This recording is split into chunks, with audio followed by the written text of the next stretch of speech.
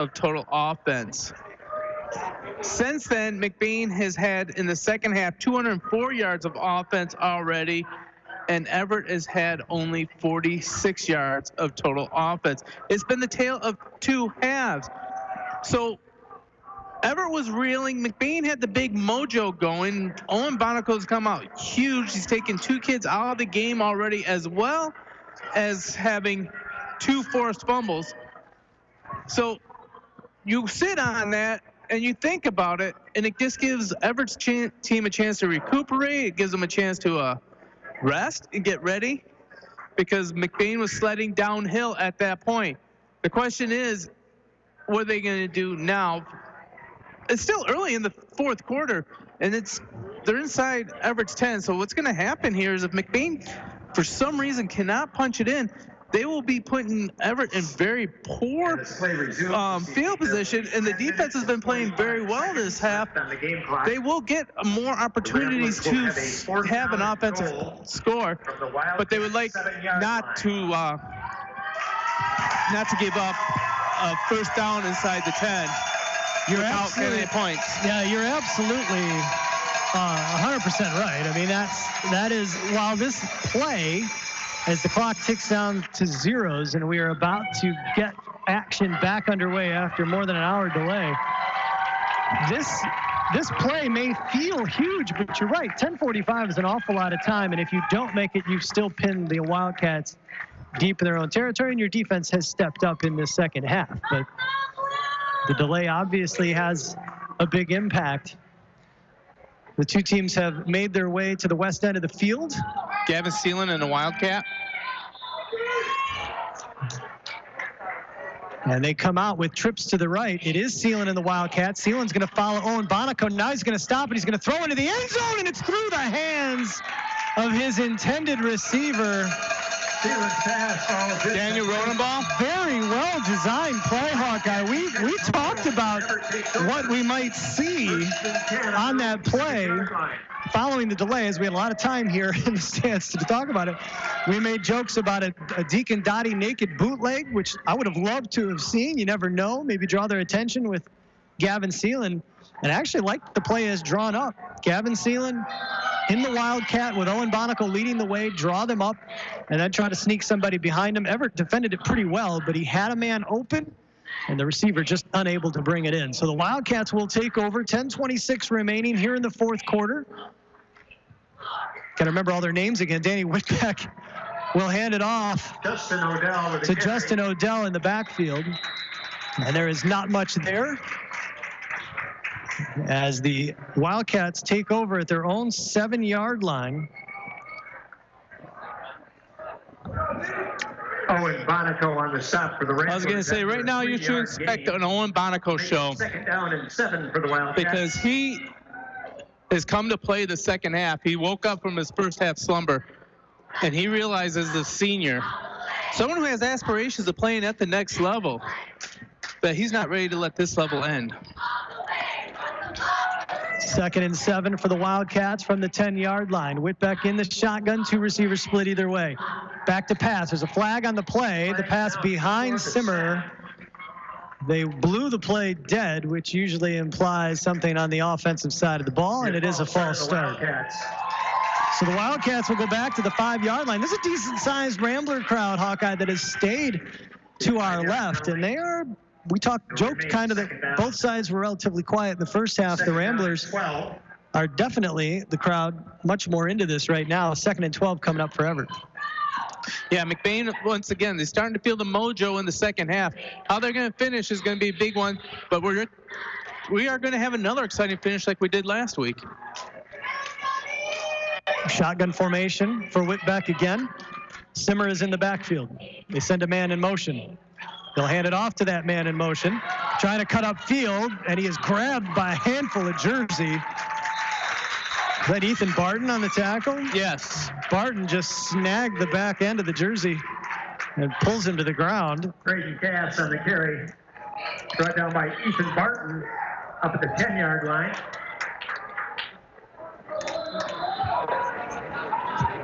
So it'll 3rd down and 7 for the Wildcats. It's a 5-yard gain. It'll be 3rd and 7 now for Everett. Whitbeck again in the shotgun. Simmer will step up to his right. Whitbeck back to pass. Rolling to his right, under pressure, being chased. He'll throw it up for grabs and nearly picked off by McGillis. Pass intended for Reagan. But McGillis couldn't quite corral it. 4th down and 7. And it'll be 4th and 7 now for Everett. Caden McGillis was really the only player who had a chance to catch that ball. And realistically didn't have a chance at it. Was it too high? I thought that was way too high. That was thrown out of bounds. Great job by Whitbeck. For the Wildcats. So McGillis will now go back to the Everett 45-yard line in anticipation of a Hayden Simmer punt. Ramblers don't bring too much pressure. The punt, fair catch called for by Gavin Seeland, and the Ramblers will get it right back at the 35-yard line. So they failed to punch it in, but they're going to get it right back. And now we'll try again with 8:41 remaining at the 34-yard line. Officials will place the ball at the Wildcat 34-yard line. 1st and 10 for McBain.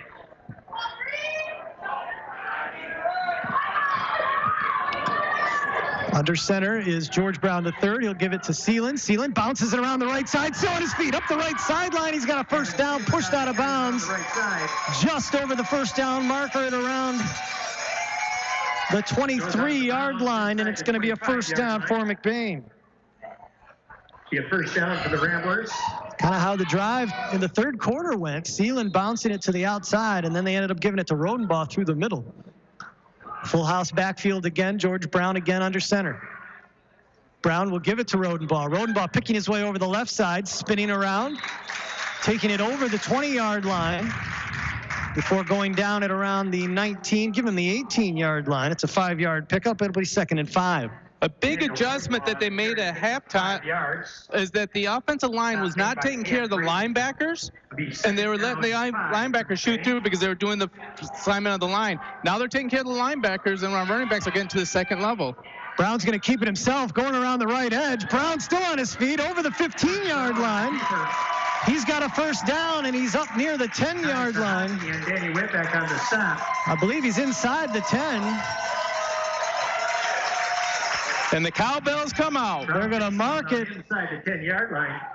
It'll be first and Looks goal. like they're going to mark it at the 7-yard line, so it'll be first and goal now. Call it the 6. First and goal from the 6 for McBain.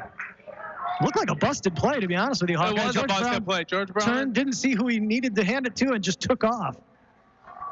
Full house backfield again behind Brown. Here come the Wildcats. Brown's going to keep it himself. Brown around the left corner. He's got the corner. He's got the touchdown. George Brown the third. The Wildcats brought heat up the middle, diving through the line. Brown just stepped back and ran around the left edge untouched into the end zone. And with 7:10 remaining in the game, the Ramblers have tied it at 18. survived the first half haymakers, and now they're getting body shots in left and right. This is a big play. 2-point conversion attempt. Brown around the right edge. Brown heading for the corner. Brown is in. 2-point conversion is good. McBain with the first lead of the game, and it's going to come at a better time. But you know what someone told me the other day? McBain left too much time on the clock against Lake City. Did they do it again today? I don't know. But that 2-point conversion is huge right now. 20-18. The Ramblers take the lead with 7:10 remaining in the game. We'll take a quick break and be right back right after this.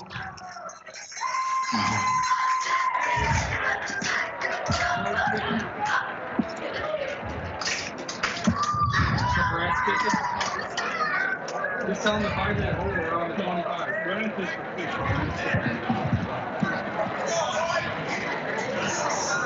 Hit that official right there.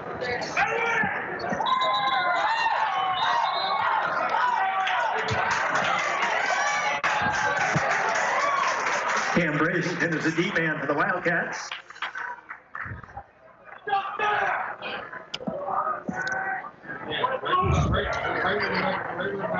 Well, McBain switched back to Owen Bonico kicking.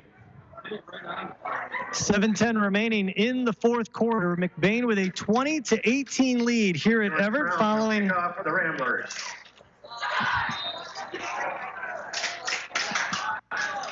an hour-plus long delay.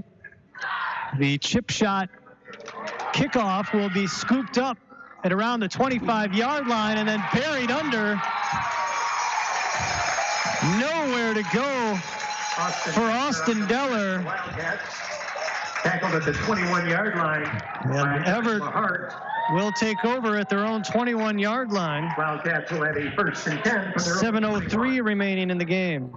Owen Bonico hydroplaned 7 yards to him, and then he cut back, ran into Owen Bonico, decided to skip over him, and Josh Hart just cleaned up on him. That's why they call him Chubby. There you go. Who cares if he's 110 wet?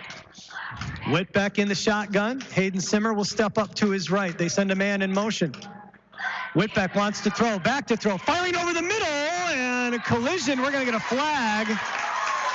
Pass was intended for Donovan Reagan, who looked like he was probably open. Daniel Rodenbaugh tried to time his defense, but he ran into Reagan a little early, and the flag comes out from the back judge. Yeah, the coaches are wondering if he doesn't have a right to the ball on that one, and he just beat him to the spot. But like you said, what's the 2 toughest jobs? Mothering and officiating, and I want nothing to do with either one. It's a bang-bang play. There is no instant replay at the high school level, and these gentlemen do their very, very best and do a fine job of it as well. So it'll be a 1st down for the Wildcats at the 36-yard line following the 15-yard penalty. Whitbeck looking to throw underneath on the left side, in and out of the hands of his intended receiver. Odell in the left flat.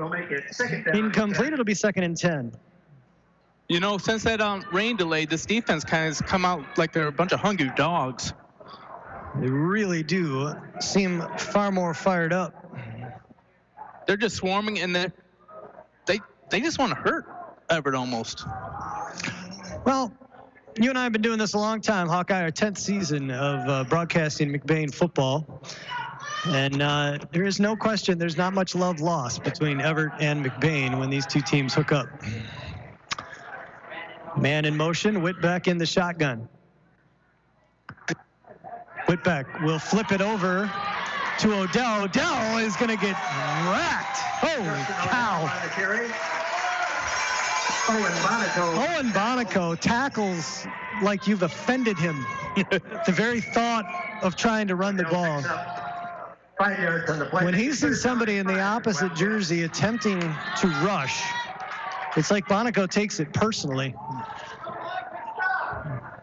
Nice 6-yard gain, though, for Odell, so that'll make it 3rd and 4 with 6:20 remaining in the ball game. Trips to the right for the Wildcats. Whitbeck in the shotgun. Whitbeck will send a man in motion near side to far. Going left to right are the Wildcats. Whitbeck back to pass. Pressure coming left side. Throw it underneath, and Bonico jumped the pass underneath. A beautiful job by Owen Bonico from the linebacker position. Knocks down the pass with 2 hands. I'll tell you what, Owen Bonico might have had an awful lot of room to run if he had corralled that. Well, but it's going to bring up 4th and 4. Behind the play, there was actually an interference by Justin Gildy on the receiver, but because the ball never got past Bonico to get that interference play called, flags were swallowed, and that was a great call. There you go. There's another advanced optometry. Great call. Hayden McGillis is the deep end for the Ramblers. Simmer back to punt. 4th and 4, 6:04 remaining here in the ball game. Simmer gets off a low screamer that the Ramblers will let go. Not entirely sure why Gavin Sealand is blocking that Wildcat. I don't think he might have thought McGillis was going to scoop it up. But yeah, you don't scoop up on a wet day. No. You most certainly do not. So with 5:55 remaining, the Ramblers, forcing an Everett punt, will get the ball back at their own 26-yard line. Defense is cheering on the offense right now to just keep on driving it. Full house backfield. Handoff is to Rodenbaugh. Rodenbaugh will push the pile on the left side. Daniel Rodenbaugh over the 30-yard line. Up to the 32. Give him a 6-yard gain. It'll bring up 2nd and 4. Keep the clock running as we get inside 5.5 minutes remaining in this one. Daniel Rodenbaugh has been running hard between the tackles in this game tonight.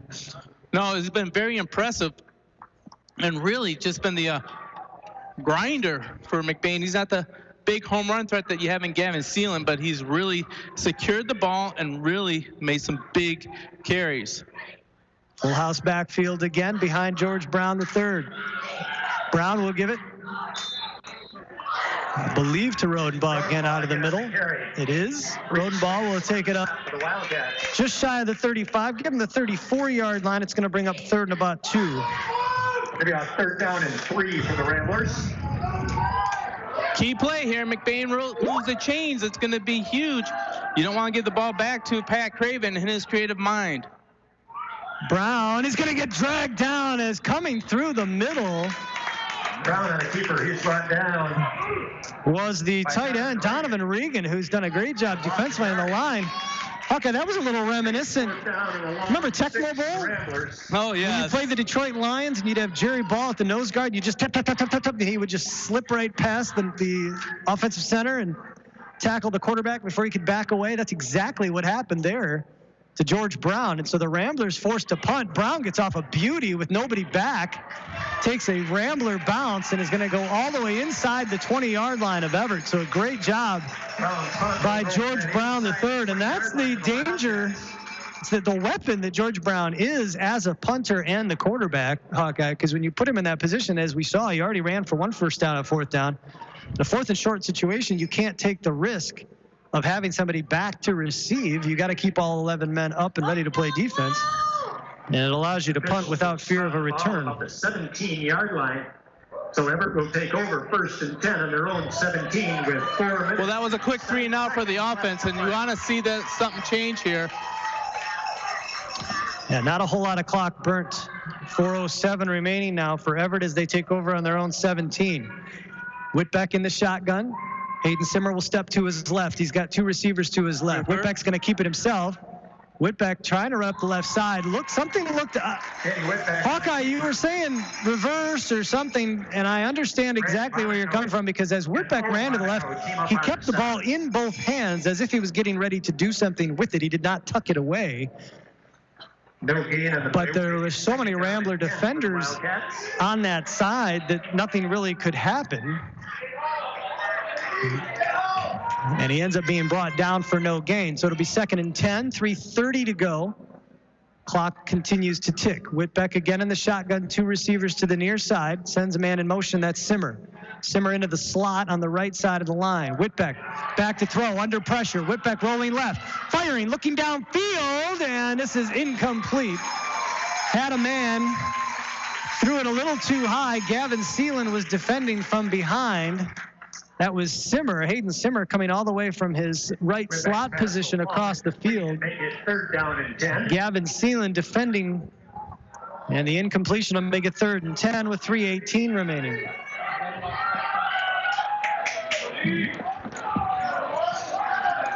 Simmer will stay on the sideline as he came up limping. Odell is now your tailback next to Whitbeck.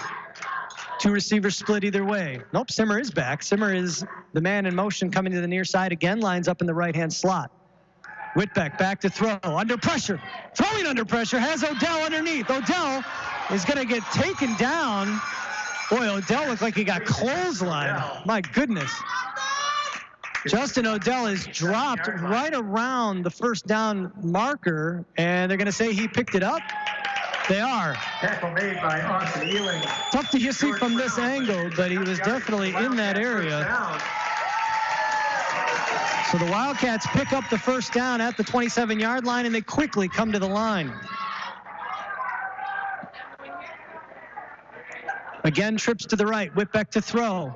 Whitbeck throwing underneath. Has Simmer. There's a flag in the backfield. Simmer is tackled just shy of the 30-yard line, but we'll see what the flag is in the backfield. Hawkeye was pumping his fist. Did he see a hold? Well, actually, there was a He downfield did. pick on that, but there was a hold on there, too. So the flag thrown back at the 23-yard line is going to set the Wildcats back Move the ball all the way back into to a the serious 12-yard hole. line. It will remain first down. They'll mark it at about the 13, and it's going to make First it down and 26 yards to go. 13, 37. I'm going to say 24 yards. I got 24. Whitbeck again in the shotgun, trips to his right. Whitbeck throwing, looking deep, and almost intercepted. What a defensive effort Intended for Bradenton is broken up. by Austin Ealing, I believe that is. Ealing running stride for stride with the wide receiver, Cam Brazington, and he had the inside position, nearly came up with the pick. Whitbeck really showing the arm on that one. That was a great throw. Really was. Great throw. And Ethan Barton is giving the right side of the line all kinds of fits. They are doing everything they can to keep Barton from getting into the backfield. Barton, a 6'5" tall drink of water, has proven to be a terror at defensive end. Throwing underneath. Brazington puts a knee on the ground. He's going to be down, and he is. He gets tackled anyway, but he slipped and put a knee on the ground, and now a flag comes out, and I'm not sure that. Boy, I'd be curious to see what they're going to call here, because, and now we got a flag down by the referee. So there's flag thrown by the head linesman, and I thought maybe for a moment they might be getting Austin Ealing for a late tackle, because he did come in and tackle the player, although the whistle was just blowing. We're going to get unsportsmanlike conduct. Is it going to be against both teams? No, are they go both against Everett? Unsportsmanlike conduct penalty. Well, the referee was standing by nobody but Wildcats, so it's got to be it would have to be against Everett. And I don't know if somebody said something to the head linesman, and that was what happened on the far side as well. But in any case, it's going to be a loss of down. And halfway back.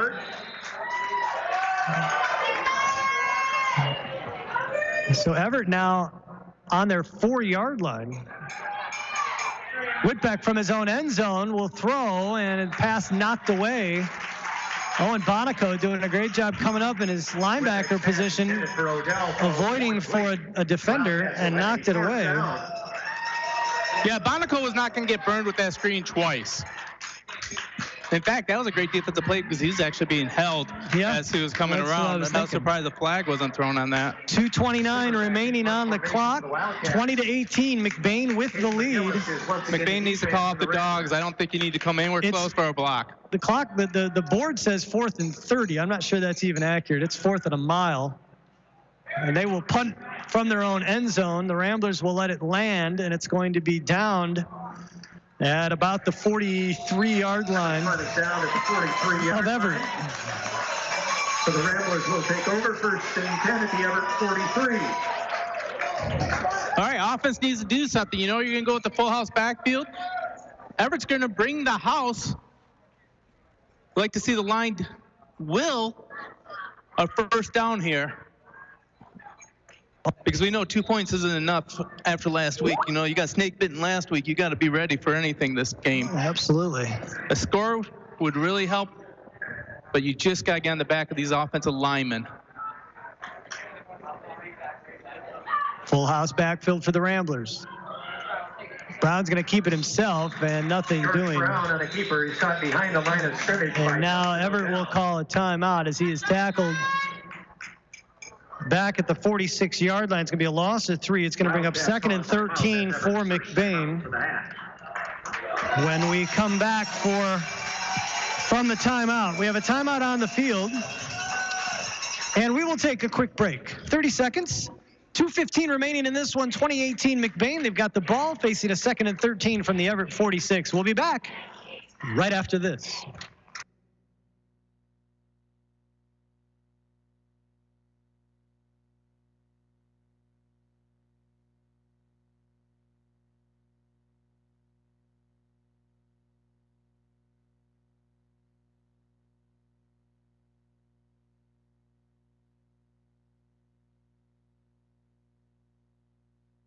High school students are training for the jobs of tomorrow. Today at the Wexford-Missaukee Career Technical Center in Cadillac. Juniors and seniors from 12 area high schools can choose from 14 career-driven programs. Free college credit is available at Oregon or tap the Career Technical Education link. See all the great programs, then talk to your student's counselor. Call 876-2200. The Wexford-Missaukee Career Technical Center on 13th Street across from Baker College. Proud to serve the students of McBain High School. CTC is the place to be.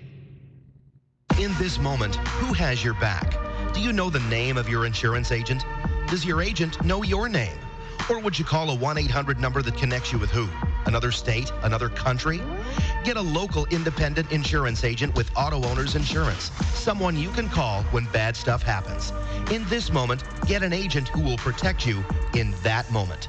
Shepherd's Agency, founded by Joseph Shepherd, and today celebrating nearly 100 years of serving all your hometown insurance needs. The Shepherd's Agency in downtown McBain. Call 231-825-20. Gary Hawkeye Vanna. Happy Danforth turning the dials back in the studio. 2:05 remaining in the ball game. McBain has a 20-18 lead after spotting the Everett Wildcats, an 18-point lead in the first half. It has been all Ramblers in the second half, but following a Pat Craven and Everett Wildcat second timeout of the second half, they are facing a 3rd and 14 from the Everett 47-yard line.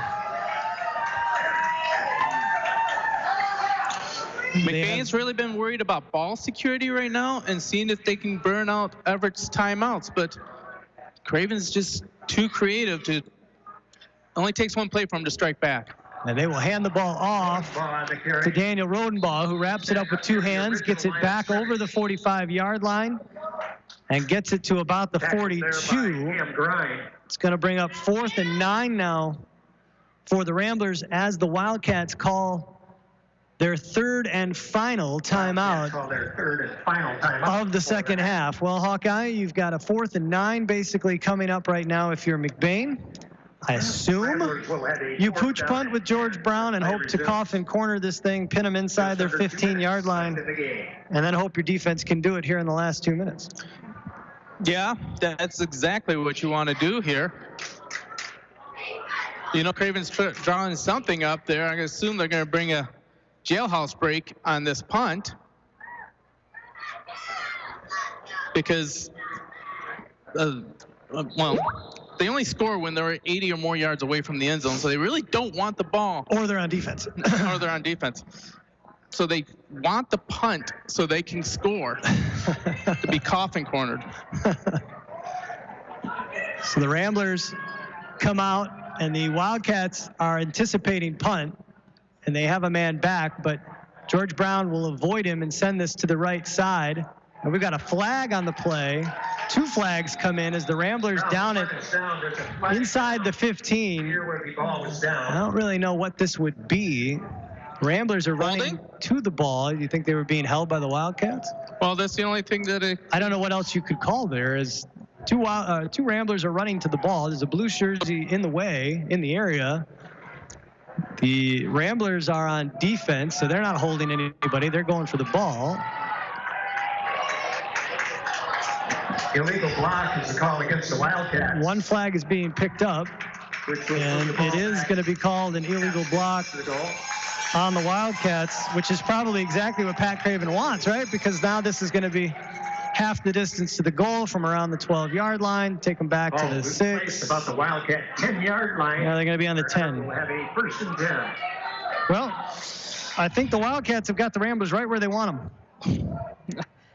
I wish it wasn't so funny. And now we are going to get a timeout. McBain with 1:52 to go. We'll take a 30-second break. You don't want to miss this last minute 52. We'll be right back right after this. Take a look in your closet, way back there where the coats are. If you have 1 or 2 that you haven't worn in a while, consider donating it to Coats for Kids. 107.9 Wcdy is teaming up with West Michigan Credit Union to collect your gently used coats of any size and distribute them free to those in need before the cold weather comes. Drop them off at any West Michigan Credit Union location in Cadillac, Reed City, and Big Rapids, or the 107.9 CDY studios, and you can ensure that no one is cold this winter. Distribution happens at West Michigan Credit Union and is scheduled for October 5th in Big Rapids and October 12th in Cadillac. Coats for Kids 2019 from West Michigan Credit Union, Baker College of Cadillac, and 107.9 CDY. Thank you. And welcome back to Everett High School. Jay Simon alongside Gary Hawkeye Vanna. Minute 52 remaining in the ball game. McBain with a 20-18 lead thanks to a 2-point conversion run by George Brown III. Right now they're trying to keep the Wildcats from going 90 yards for a game-winning touchdown. Danny Whitbeck, the junior quarterback, back to throw. Will throw underneath to Hayden Simmer. Simmer will step out of bounds at the 19-yard line. It's a 9-yard gain. It'll be 2nd and 1, but it stops the clock with a minute 45 remaining. Smart play right there, but see, I'll tell you right now, Hawkeye, I don't know that I like this with the Ramblers rushing 3 and dropping 8. They were getting pressure on Whitbeck and forcing them into stuff they didn't want to do when they were rushing 5. Now they got 4 down linemen. We'll see what happens here. Throwing underneath again, and this one through the hands of Brazington. It'll be incomplete. 2nd down and 10. Apparently they gave him a first down. It must have been on the 9 initially. They gave him a first down on that previous play.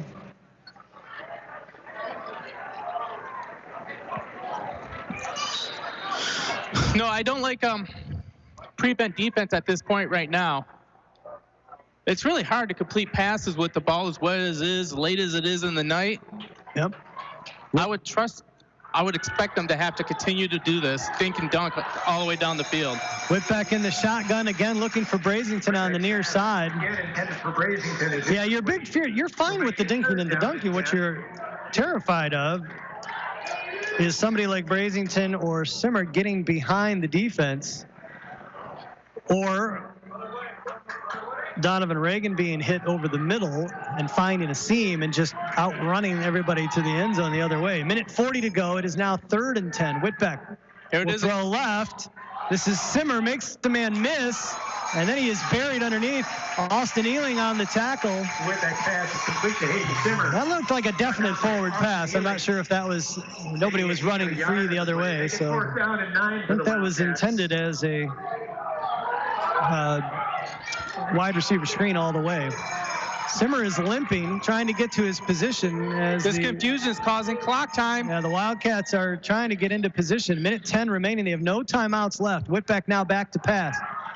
Whitbeck has a man that's Brazington, and it is caught inbounds. He's got a first down. So they'll move the chains, and the clock will then continue.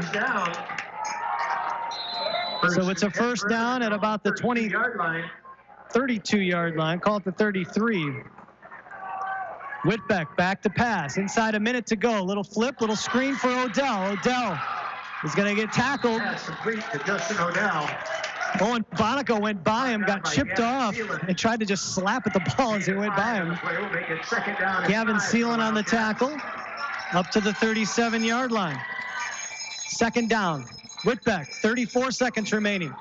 Going up the right side, left sideline, and might have been tipped by Daniel Rodenbaugh. Goes through the hands of Rodenbaugh, and then it went through Simmer, who had a chance at it but could not bring it in. But credit Daniel Rodenbaugh, might have got a finger on that ball initially, which would have broken the concentration of Simmer. 3rd down and 5. It is 3rd down now and about 5 for the Wildcats. These are high school kids. You don't realize how hard it is to catch the ball that consistency. Oh, yeah. But this is a nightmare that we're still trying to get over from last week. And unless that clock says double zeros, you have no clue what's going to happen here. Clock stops with 30.5 seconds left. 3rd and 5 now for the Wildcats. Shotgun formation. Simmer will line up on the left side of Danny Whitbeck. Whitbeck rolling to his left. Whitbeck under pressure, jumps, leaps, throws into the hands of Odell and out. And then it lands on the turf. Incomplete. There's a Rambler in the area. Wasn't sure if they were going to come up with that. Well, he actually was being tackled from behind after that ball got tipped, so that Gavin Sealing couldn't get that interception. 4th and 5, 25.7 seconds remaining in this one. McBain is 1-3 because of a 4th down play and 2 games and their losses. 4th down play, this is where they hope to change that jinx. Single receiver either way for Whitbeck. He'll send Brazington in motion. Brazington will continue in motion. Whitbeck, back to pass, under pressure, underneath, setting up a screen, and he drops it. Justin Odell had a couple of blockers, but as he turned to look upfield, he lost concentration on the ball. It falls incomplete, and the Ramblers with 21 seconds. Feed from the top of the lakes. This is WCDY McBain, Cadillac, Lake City. What's up? It's Haley Steinfeld. We are the Chainsmokers. What's up? It's James Arthur. Cadillac's new number 1, 107.9 CDY. For the biggest moments in life, it's important to get the right cut. So I go to Cost Cutters. Whether it's a graduation, a reunion, or the first day on a new job, it's all about someone you can trust. At Cost Cutters, the stylists listen, and I always get the right look. That's why I keep coming back. The right cut for the right moments. Cost Cutters. Right now, all color services are 20% off at Cost Cutters with 2 locations in Cadillac and 1 in Big Rapids. Cadillac's new number 1 hit music station. Commercial free. Now, 107.9 CDY. Scotty doesn't play in corn mazes. Come on, it's this way. No, it's this way. Or is it this way? There's so much corn!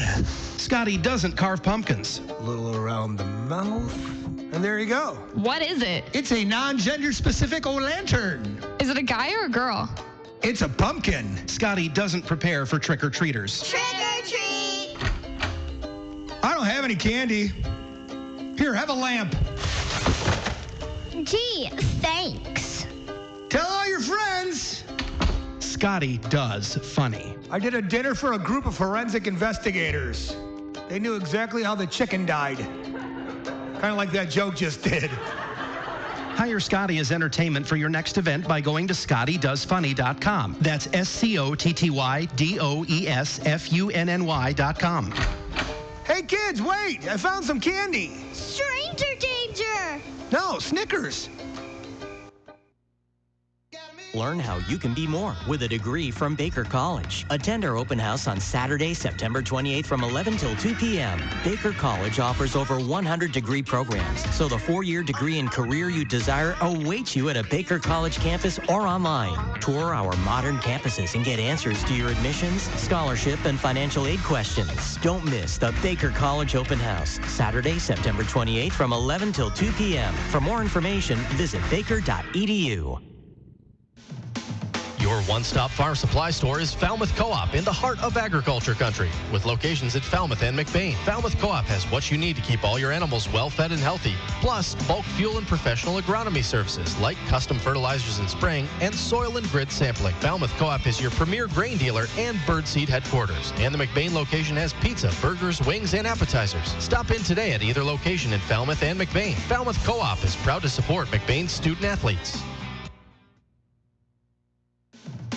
Your one-stop farm supply store is Falmouth Co-op in the heart of agriculture country. With locations at Falmouth and McBain, Falmouth Co-op has what you need to keep all your animals well-fed and healthy. Plus, bulk fuel and professional agronomy services like custom fertilizers and spraying and soil and grid sampling. Falmouth Co-op is your premier grain dealer and birdseed headquarters. And the McBain location has pizza, burgers, wings, and appetizers. Stop in today at either location in Falmouth and McBain. Falmouth Co-op is proud to support McBain's student athletes.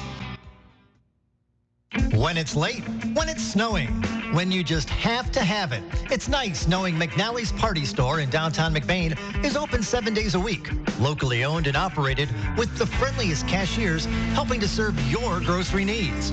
From candy and chips to pop and munchies, McNally's Party Store, they're still keeping it cold. And wishing the McBain Ramblers good luck in tonight's game. That's McNally's Party Store in downtown McBain, open 7 days a week. I'm David. And I'm Nick. We're from Lake City, and we made the switch to the all-new 107.9 CDY. In the small town of McBain lies a locally owned family pharmacy that takes pride in helping improve the health of every patient that comes through the door. At McBain Family Pharmacy, you're more than just a prescription. Here, you're family, and their experienced team of professionals are always available to answer any questions you may have regarding prescription and over-the-counter medications. McBain Family Pharmacy is your full-service family pharmacy for both traditional and compound medications. Call them today at 231-825-8175. That's 231-825-8175. Or stop by their store, located at 119 North Roland Street in McBain. And welcome back to Everett High School, Thomas W. Smith Memorial Stadium. Jay Simon alongside Gary Hawkeye Vanna. Abby Danforth turning the dials for us back in the studio. Well, thanks for sticking with us. It was an exciting one from start to finish with a hour-plus long lightning delay in there, but the McBain Ramblers come away with a 20-18 victory over the Everett Wildcats as they match the Wildcats 3 first-half touchdowns with 3 second-half touchdowns of their own, and a George Brown III 2-point conversion run is the difference in this one. As the Ramblers move to 2-3 on the season, the Wildcats fall to 3-2. Let's run down the scoring for you. It was all Everett in the first half, an 81-yard hook and ladder play. As Hawkeye likes to describe it, the first haymakers thrown by the Wildcats stumbled the Ramblers and set them on their heels. They followed up with that on their second possession of the game, a 92-yard wide receiver pass touchdown. And then in the second quarter, they got a pick six to take an 18-0 lead into halftime. But the Ramblers got their Newt Rockne halftime speech from head coach Pat Maloney, came out blazing in the second half, got a 28-yard touchdown throw from George Brown III to Daniel Rodenbaugh to start the third quarter, got a 6-yard Daniel Rodenbaugh touchdown run at the end of the third quarter to trim the lead to 18-12. They were down at the 7-yard line facing a 4th and goal with 10:45 remaining in the game when a lightning strike in the area caused the officials, rightfully so, to clear the field. MHSAA rules require a 30-minute delay from any lightning strike seen. The clock was reset multiple times. We had an hour-plus delay here in Everett.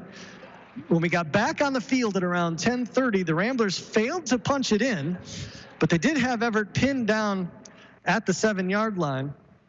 Got the ball back again with great field position, and this time they were able to answer the bell as they finish off the scoring with that's the one touchdown I'm not remembering now, George Brown, 6-yard touchdown run with about 7 minutes remaining. Lightning strike. Really? That's fantastic. The window is closing again. The window is closed. And then George Brown with the 2-point conversion, able to finish it off. The Ramblers, though, had to fight through 3 Everett possessions, got 2 punts, and then Everett, using their 3 timeouts, got the ball back with 1:52 left, starting at their own 9-yard line, got to the 37, but the Ramblers, with 4 consecutive stops, got the ball turned over on downs, and 1 kneel from victory formation later, the Ramblers have their win. This is the Kelly's Pizza and Grill post-game show. Nobody more excited, perhaps, than Gary's much better half, Kathy, because we don't have to come back tomorrow. 1 touchdown, 7 for 14 passing, 125 yards, and a touchdown through the air. He did throw 2 picks. Josh Hart led the receiving with 49 yards.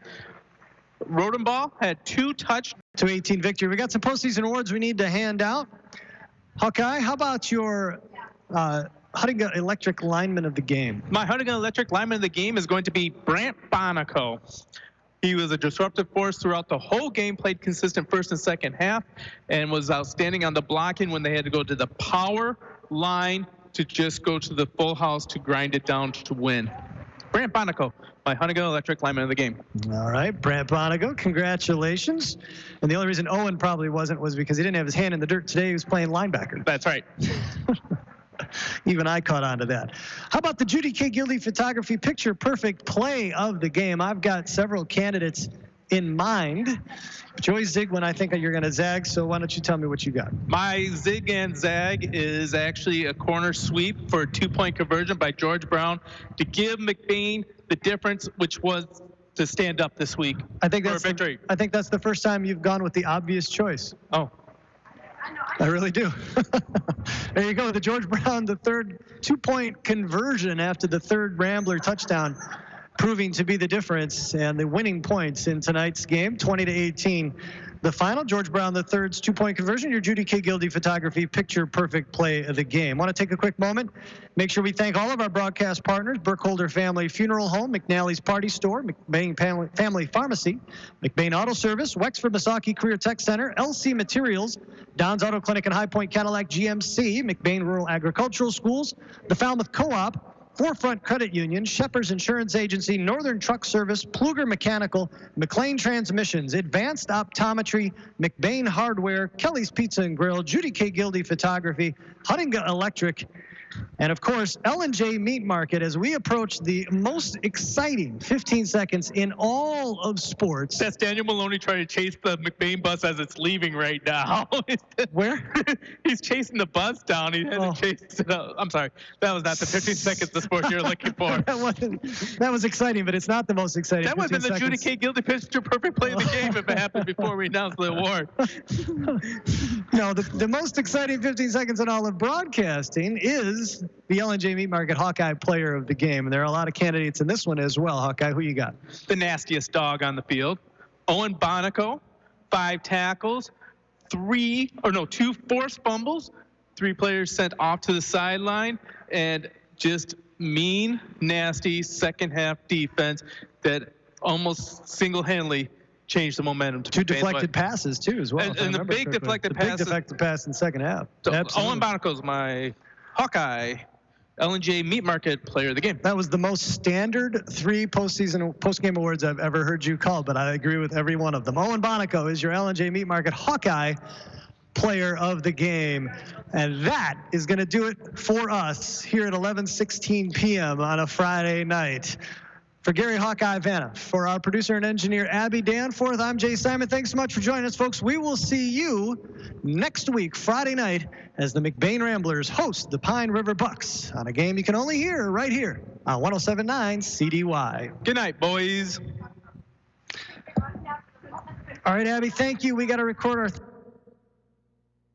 This live broadcast of McBain Ramblers football on 107.9 CDY has been sponsored by McBain and LC Family Pharmacy, Forefront Credit Union, Burkholder Family Funeral Home, Wexford Misaki Career Technical Center, McBain Auto Service, L&J Meat Market, Kelly's Pizza and Grill, McBain Hardware, Pluger Mechanical, LC Materials, McNally's Party Store, Northern Truck Service, Huttinga Electric, Falmouth Co-op, Don's Auto Clinic and High Point Cadillac GMC, Judy K. Gildy Photography, Advanced Optometry, McBain Rural Agricultural Schools, Shepherd's Agency, and the live stream sponsored by McLean Transmissions. This is your home for McBain Rambler Sports, 107.9 CDY. My name is Selena. I'm from Cadillac, and I made the switch to 107.9 CDY. Take a look in your closet, way back there where the coats are. If you have 1 or 2 that you haven't worn in a while, consider donating it to Coats for Kids. 107.9 CDY is teaming up with West Michigan Credit Union to collect your gently used coats of any size and distribute them free to those in need before the cold weather comes. Drop them off at any West Michigan Credit Union location in Cadillac, Reed City, and Big Rapids, or the 107.9 CDY.